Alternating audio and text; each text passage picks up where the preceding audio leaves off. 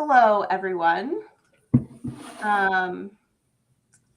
Just making sure that we are live.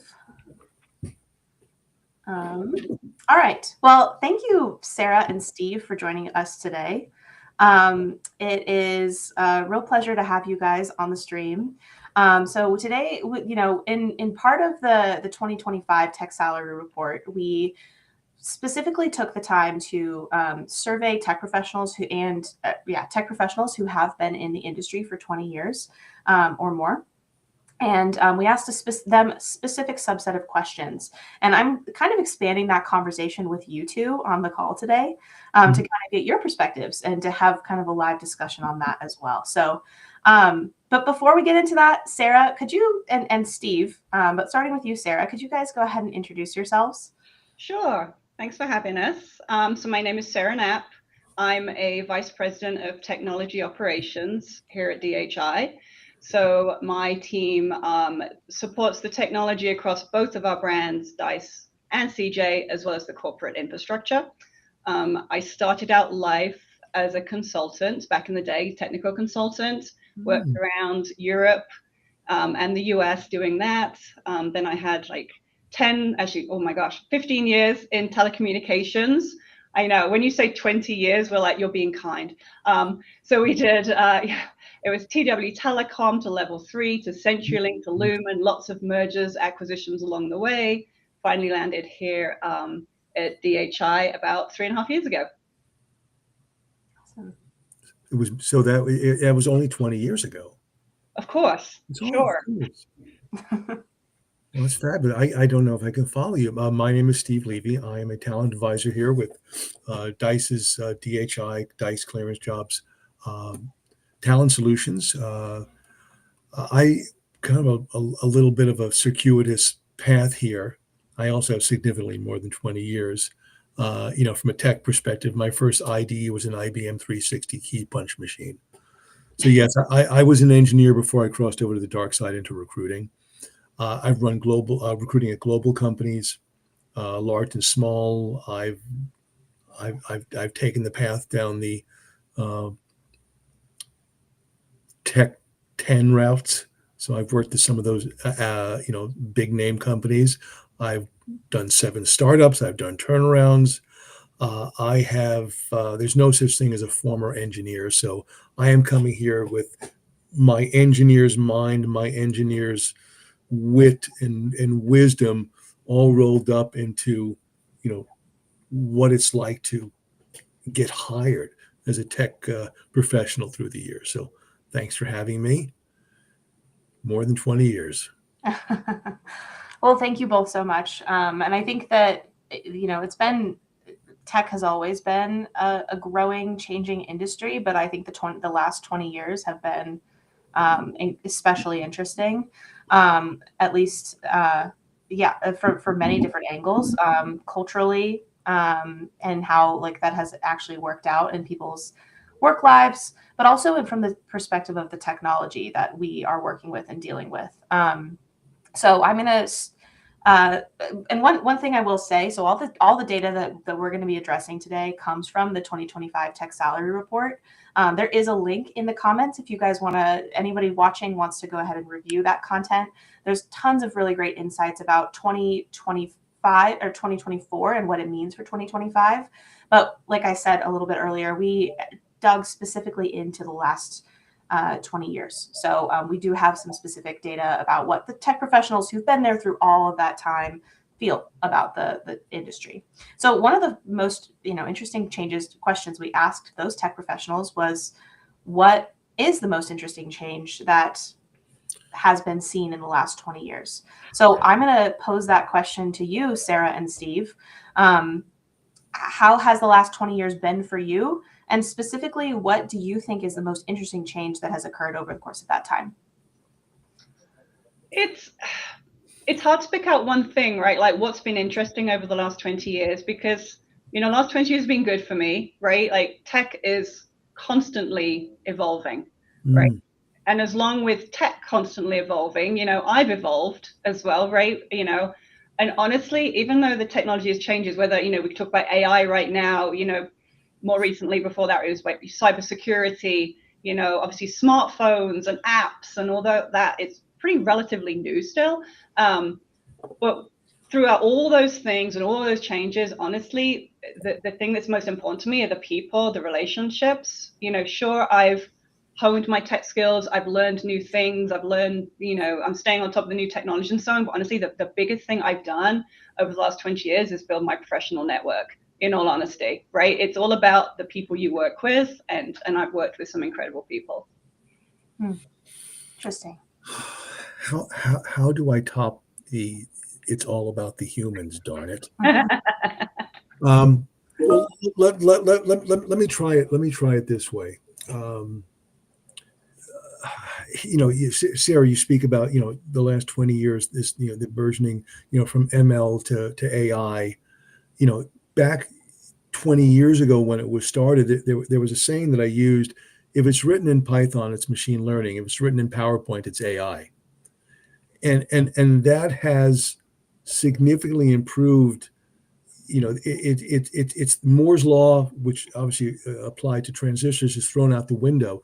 The pace of innovation is what astounds me the most. Now, mind you, when I took high school physics, I used a slide rule. And I remember when PCs were brought into the company, they weighed, they were, it was a 20 kilogram weight. It was the same thing you put on the weight bar to do your squats. And I remember when the internet came in, and I will forever remember the sound of a handshaking modem. But to Sarah's point, technical people are still cut from the same cloth. I might have had a plastic pocket protector when I graduated from college in 1980, but that sense of I have to figure out how it works. I want to do something that makes my brain hurt. I want to do something that someone has never done before. That element of the human spirit in technology hasn't changed. And an engineer, there's a saying, there's no such thing as a former engineer. And it's that way of thinking, that way of wiring, that is becoming even more prevalent today. The people who are really hardcore innovative engineers, they could exist in any era. Yeah. Yep, spot on. You're exactly right. Sure. Yeah.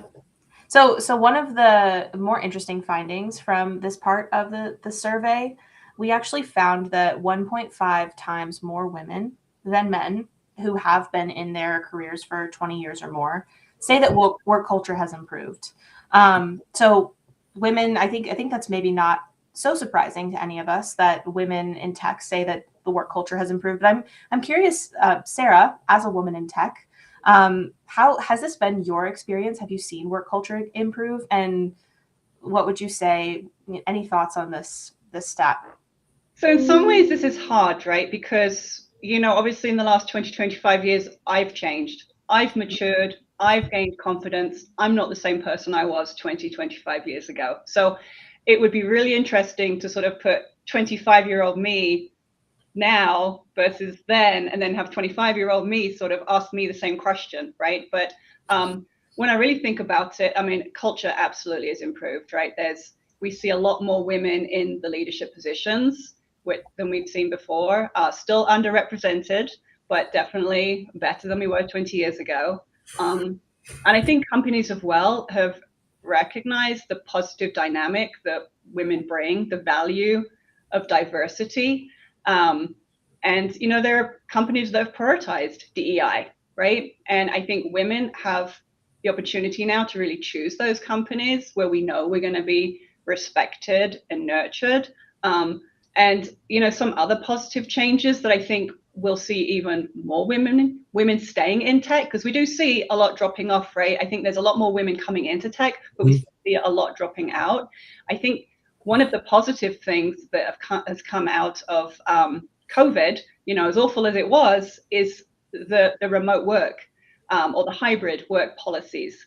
And, women tend to be the primary parents, not in all cases. I realize that's a vast generalization, but they do tend to have the majority of like the family tasks. So, back in the day, it was incredibly challenging to get your kids to school and get to work on time. People had to hire nannies. You had to hire caregivers because there wasn't the flexible work, even if it wasn't fully hybrid, right? But even flexible work wasn't really as, a thing. You were expected to be at your desk, like 8:35, whatever, the hours were for you. So I think that's another thing that really is going to improve the culture as well and keep more women in the workforce, is just having a little bit more flexibility and letting us do our job when it works for us, as much as when it's going to work for the company. Sure. Do you have any thoughts on that, Steve? Yeah, and it's coming from the perspective of when I graduated in 1980, there was one woman in my engineering graduating class. And I was good friends with her. And, for some reason, as I grew up, and maybe it's the firstborn mentality, maybe I'm always hearing my mom and dad saying, take care of your sister. But, I've always been a somewhat vocal advocate for diversity and not just women, but all types of people in the workplace. The interesting thing is the problems still exist. The barriers still exist. They bubble up from time to time. We have ERGs, employee resource groups, which discuss issues. There are executive sponsors, and there's a tremendous amount of dialogue that's going on. But this takes place in a much larger ecosystem called life, politics, social norms, social activities, events. Everyone knows what I'm referring to. And it's a battle. It's a continuous battle for equal rights, which you can't let up on. In the workplace. You simply cannot. It's not enough to be an advocate for. Advocates talk a lot, do stuff. Every programmer has a mother who is probably wringing their heads over some of that bad behavior. But that type of bad behavior still exists, and we simply have to be vigilant every day, speak out about it when it happens, address it when it happens, not with kid gloves, but with the force of nature, to be honest. It is something that the internet has been a tremendous benefit for, because now it's what's happening. The stories, they're out there. You can find them. You can find groups. You can find advocates wherever you are for this. We need more of that. Yeah. Engineering is more than just about compiling code and AI and LLMs. It's about the people who make it happen. Yeah. And the most important reason for being a out in front advocate for women and diversity in the workplace is the programs that we rely on, the ongoing proliferation of LLMs. If they're not coded by a diverse group of people, they're going to produce very biased results, as they already do. That's a really good point. You're spot on with that, right? It's artificial intelligence. There is someone coding that in. It's someone giving the directive to get that. And you're right. If it's white males, and I appreciate you as a white male standing up and saying all this, then that's what we're going to get out of it, right? Yeah. Look, if there's artificial intelligence, then by default there's artificial stupidity, and that's what we have to fight against. We can call them hallucinations, we can call them edge cases, we can call them anything when they want, but call it what it is. It's bias. Yeah. And it's the same reason. I promise the last thing I say. It's the same reason why diversity programs are so important in a tech company, because you think of your user base, you think of your customers. They're not that one color of the rainbow. And so all those elements of experience that go into every programmer need to be reflected in the platforms. Sure. Yeah. Well, my next question for you is for you, Steve. So, you've been in the recruiting part of the industry for a really long time as well. And one of our findings is that the average seasoned tech professional has changed jobs 5.3 times over the course of the 20 years. But the salary advantage lies for those who've changed between 5 to 9 times. So, tech professionals who change less than 5 times over the course of that 20 years are at a disadvantage from a salary perspective. And Yeah. those who change more than 9 times seem to also be at a salary disadvantage. And obviously, this is different for everyone. And we at Dice like to offer advice to tech professionals and say, be strategic about your job changes, of course. But my question for you, Steve, is in the future, as you look at the next 20 years, how might you see this changing? Do you think that the strategic value of job hopping is going to continue to be something that is prevalent in tech culture? Or do you think that that's going to decrease a little bit? I never thought I'd hear the phrase the strategic value of job hopping. But think about it. If you're a fan of a startup, most startups fail. So if you go from startup to startup to startup, it's not unreasonable if you go for your next job. I look at the resume and I see, 7 jobs in 5 years. It's a reality. It's the underlying socioeconomic platform foundation that's just changing. When I grew up, when I graduated in 1980, the goal was to work at one company forever. I laugh at my 22-year-old self now for thinking that, because that would have been boring for me. I mean, an engineer is, we're chasing, brain cell activation. Yeah. And so if you get to the point where, kind of get technical, let's say a team, Sarah, is 120% capacity. That means key initiatives, epics, and story points, they're being dropped and juggled. There's no career development. There's no personal development. There's no side stuff. You go, I can't take this anymore. I want to go back to 90% capacity where I can do stuff. We're creating an environment in many tech organizations where we're practically forcing people to leave because of that. And I understand it. If you're CEO of a tech company, you have to deliver, and that it makes sense. And so you're going to try to get as much out of your people as possible. But the fact of the matter is, there's fallout to that, and so people leave. Managers and most people in tech, most tech managers probably need a little more seasoning before they become tech managers, but they still bring with them their biases. And their bias is, well, they didn't go to this school, or they only why can't they hold a job? They've only worked 6 to 9 months. What, without asking the questions, there's always a story underneath it. In an interview, details matter, and you have to know to ask those questions. What were some of perhaps there were personal events. To your point, Sarah, during the pandemic, women were able to do more things. Men were able to be more caretakers. I interviewed so many people during the pandemic in which I could hear the kids in the background. And the moms were like, yeah, but the men were like, they were nervous. I had to give them permission to bring the kids up and sit on their laps just to see that it's okay to do what women have been doing for so long.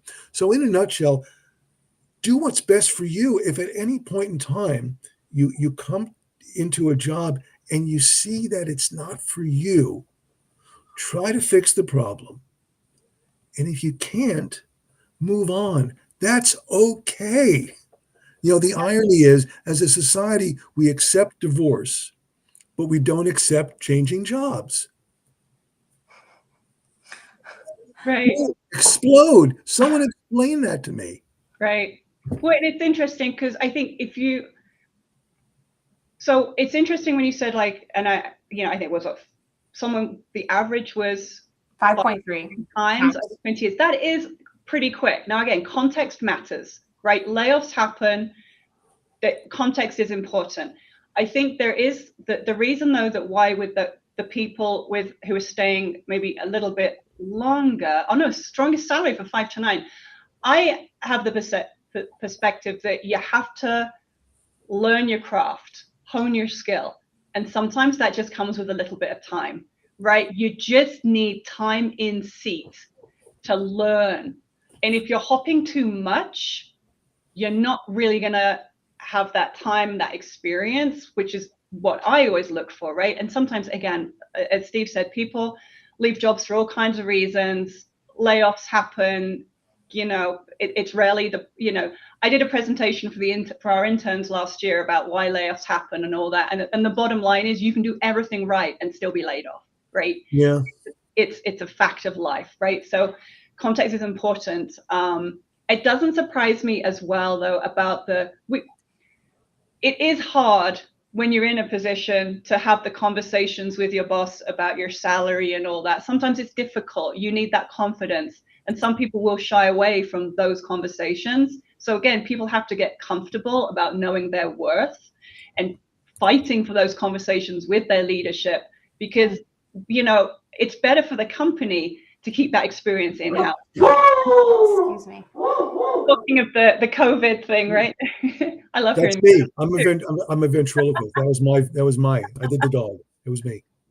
Right, but it costs money for a company to do the job search, to hire someone. It's time and money, right, about all that. So if we can keep someone and keep their experience, in-house, we would definitely prefer to do that than hire outside, unless we're hiring because there's a certain skill set that we don't have in-house that we need to hire for, or what have you.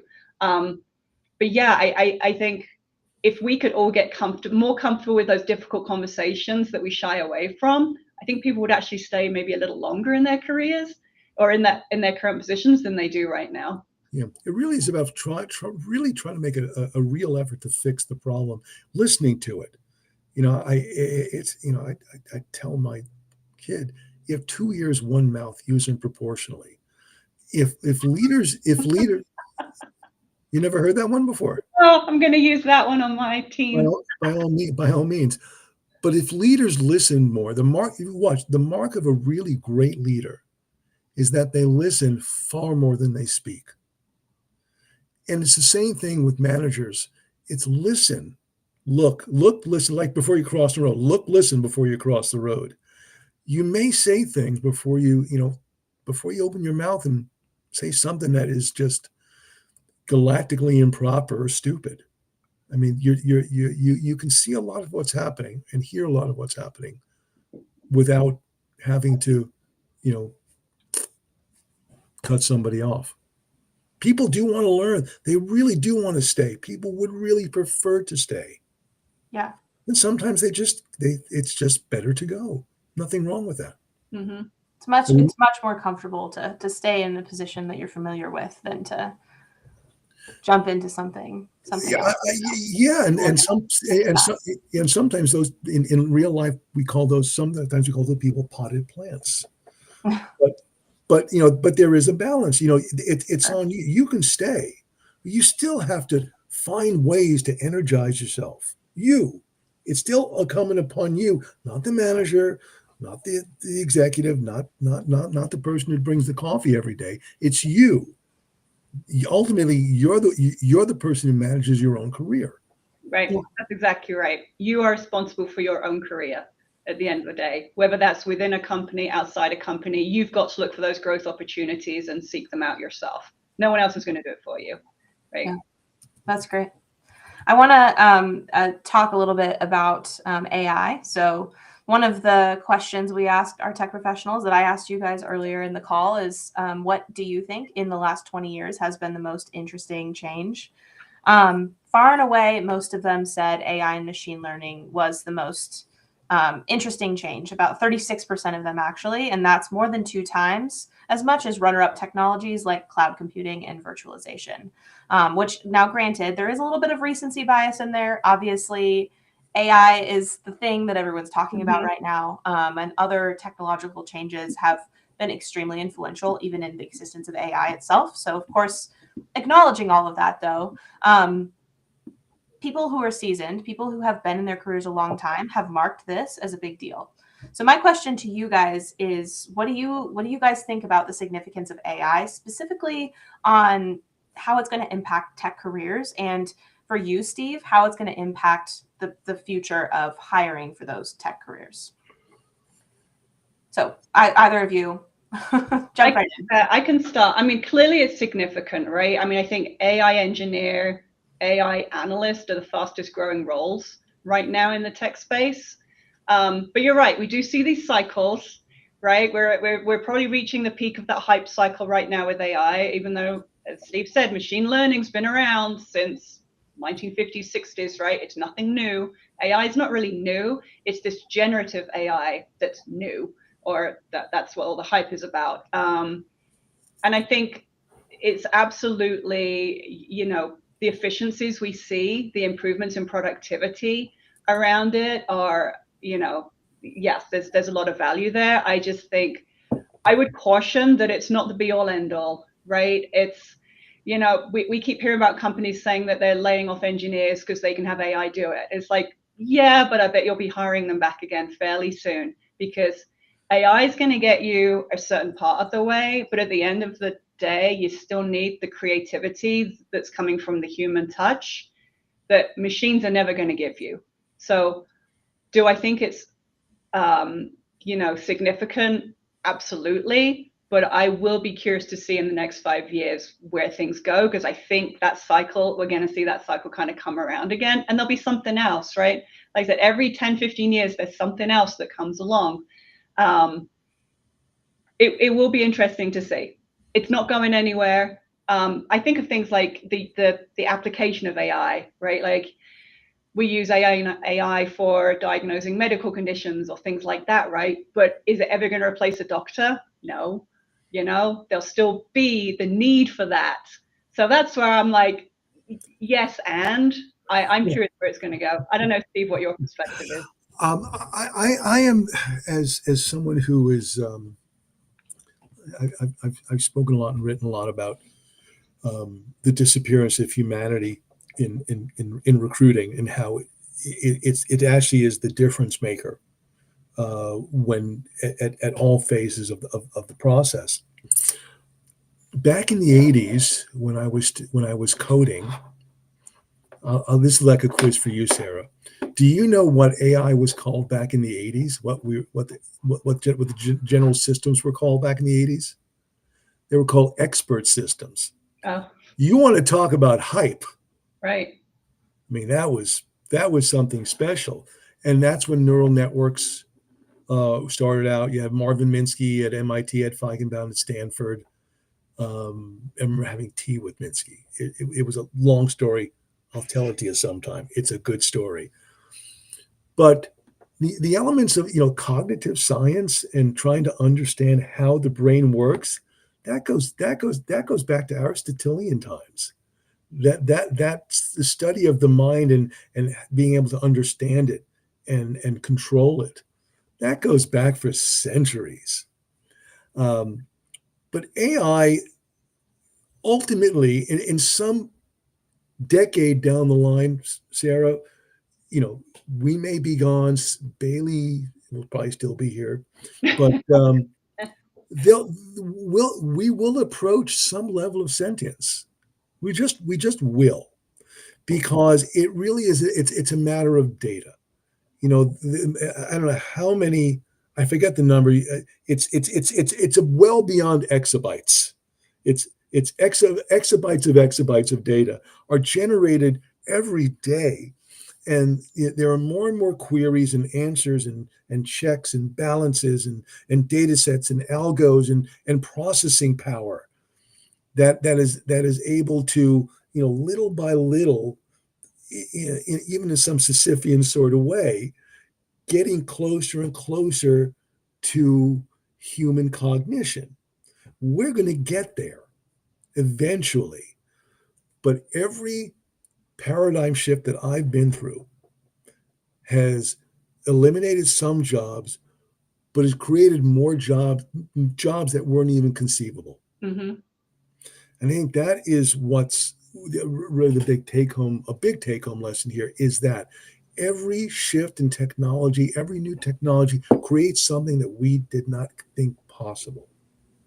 Yeah. So when it comes to things like hiring, there's use and abuse of everything, and much in the same way that we can determine that a profile is fake. When you start seeing the same message over and over again, you realize this may not be written by a human being. And the only way that we can survive in this and counterbalance it is interview for scenarios. That's my take home lesson, is not behavioral going backwards. Tell me about time, or Sarah, there's this particular problem. How would you solve it? The better way to counteract that is to think of problems that we've actually solved as a team and turn those into scenarios that people can discuss during an interview, and not type into some LLM, or actually, voice dictate into LLM directly. Is make things real. Yeah. Not contrive, make things real. That's one way to get to it. But eventually, machines will surpass, and then humans will find other ways to surpass them. It's the way of the world. Yeah. Well, great. Thank you guys both so much for joining. We're at time, but I'm going to ask you guys both one question, and I want a quick answer, because I think there's a lot of tech professionals on this call who are looking for jobs and are looking for advice on how to find a job. So, as people who have a lot of experience in this industry, and who have thought every single day about the best way for people to get jobs, what's one minute of advice that you have for a tech professional in 2025 that's looking for a job right now? Start with you, Sarah. So I'm going to say work your network, right? The best way we all know the best way to get a job is from someone you already know, right? Like, work your network, even if you're relatives or whatever, use every contact you've got. If someone says, oh, my uncle works for so-and-so, get that contact, work that contact. Don't be afraid of doing that. And also showing up to like in-person events when they have them, because people want that face-to-face. Employers want to know that it's not it's not a fake resume. It's not written by a bot or whatever, that they're real people, It's a bit like dating, right? Until you meet in person, you don't really know if it's going to work. So it's the same with recruiting, I think, and finding your job. And if you can get yourself in front of those companies, wherever those hiring events are, like, just show up to technology association events, even if they're happy hours and things like that. But you've got to network and get your name out there and really have those one-on-one interactions. That's great. Thank you, Sarah. I will echo that 100% with a few additional things. Don't just talk to technical people. People ask them, who is the best business person that you know? Doesn't matter where you are. The hardest part is asking for help, to be honest. But that's for another webinar. But that's the most important thing. And the second thing is be active. Dedicate 2 nights a month to your career. And that means, as Sarah said, find associations, find community groups, maybe online forums, virtual stuff, meetups. Go look at Eventbrite events, see which ones are in your area. Some show up. If in fact you're looking for work and you're out of work, more often than not, you might be able even to get in for nothing. But be very active. And if you really want to have fun, maybe you can have a T-shirt that is written up, and on the back is a QR code, which is with a link to maybe your GitHub.io site or something like that. Take a chance. You want to get a job, so do some of the things that may make you feel uncomfortable. It will pay off. That's great. Well, great. Well, thank you guys so much for joining. Thanks for having this chat with me. And I really enjoyed it. So And the dog enjoyed it too. So that makes it so enjoyable. Thank you. Awesome. Yeah, it's been fun. Thanks, Baylee. Thanks to you both. Talk to you soon. Bye. Bye.